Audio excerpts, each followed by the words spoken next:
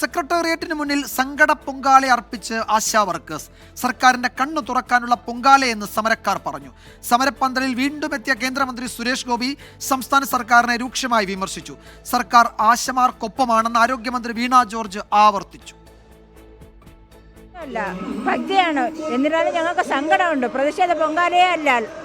ഞങ്ങളുടെ ആരോഗ്യമന്ത്രി ഈ പൊങ്കാലയായിട്ട് ഞങ്ങൾ നേരുമ്പോഴെങ്കിലും അവരുടെ കണ്ണ് തുറന്ന് മനസ്സൊന്ന് തുറന്ന് ഞങ്ങളെ ചർച്ചയ്ക്ക് വിളിച്ച് ഞങ്ങളുടെ അവകാശങ്ങളെല്ലാം തന്ന് ഞങ്ങളെ ഈ തെരുവീതിയിൽ നിന്ന്, ഈ വെയിലത്തും കൊതുകടിയിൽ നിന്ന് ഞങ്ങളൊന്ന് രക്ഷിക്കണേ എന്നുള്ള ഒരൊറ്റ പ്രാർത്ഥനയാണ് ഞങ്ങൾക്കുള്ളത്. പ്രതിഷേധ പൊങ്കാലയല്ല. സെക്രട്ടേറിയറ്റ് നടയിൽ പ്രതിഷേധം തുടരുന്നതിനിടെ വിശ്വാസത്തോടെയുള്ള പൊങ്കാലയെന്ന് ആശാ വർക്കേഴ്സ്. ആറ്റുകാൽ പൊങ്കാലയുടെ തിരക്കിലേക്ക് തലസ്ഥാന നഗരം മാറിയപ്പോഴും സമരക്കാർക്ക് പിന്തുണയുമായി നിരവധി പേർ സെക്രട്ടേറിയറ്റിന് മുന്നിൽ. സമരത്തിന്റെ ന്യായം എന്താണ്? അതിന് ന്യായമുണ്ടോ? അത് തൊഴിലാളികളുടെ അവകാശത്തിന് വേണ്ടിയാണോ? അത് പരിശോധിക്കുന്നതിന് വരെ ഏത് സംഘടനയാണ് നടത്തുന്നതിന്റെ ജാതകം പരിശോധിക്കുന്ന ഒരു സംഘടന. ഇവർ തൊഴിലാളി വർഗ പ്രസ്ഥാനത്തിന്റെ ആളുകളില്ല. കേന്ദ്രമന്ത്രി സുരേഷ് ഗോപി ഇന്നും സമരവേദിയിലെത്തി ആശാ വർക്കേഴ്സിനെ കണ്ടു.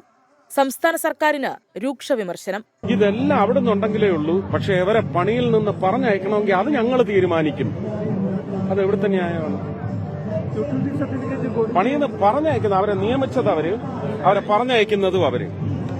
പക്ഷെ എല്ലാം കൊടുക്കുന്നത് അവിടുന്ന് കൊടുത്തു. എവിടുത്തെ ന്യായമാണത്? സമരക്കാരുടെ പൊങ്കാലയെക്കുറിച്ച് മന്ത്രി വീണ ജോർജിന്റെ പ്രതികരണം ഇങ്ങനെ: ഈ ഉന്നയിക്കുന്ന വേതനം ഇനിയും ഉയർത്തണം എന്ന് തന്നെയാണ് സർക്കാരിന്റെ നിലപാട്. അതുകൊണ്ട് ഈ സമരത്തിൽ നിന്ന് പിൻവാങ്ങണമെന്ന് ഞാൻ അഭ്യർത്ഥിച്ചിരുന്നു. നല്ല നിലയിൽ തന്നെ ആശമാരുടെ ആവശ്യങ്ങളോട് അതിനോട് പ്രതികരിക്കുന്ന സർക്കാരാണ് കേരളത്തിലേത്. ജനപ്രതിനിധികളും സിനിമാ സാംസ്കാരിക പ്രവർത്തകരും ഇന്ന് സമരപ്പന്തലിലെത്തി. സമരത്തിനെതിരെ മുഖപ്രസംഗവുമായി CPM മുഖപത്രം ദേശാഭിമാനി രംഗത്തെത്തി. സമര നേതൃത്വം അടിക്കടി ആവശ്യങ്ങൾ മാറ്റുകയാണ്.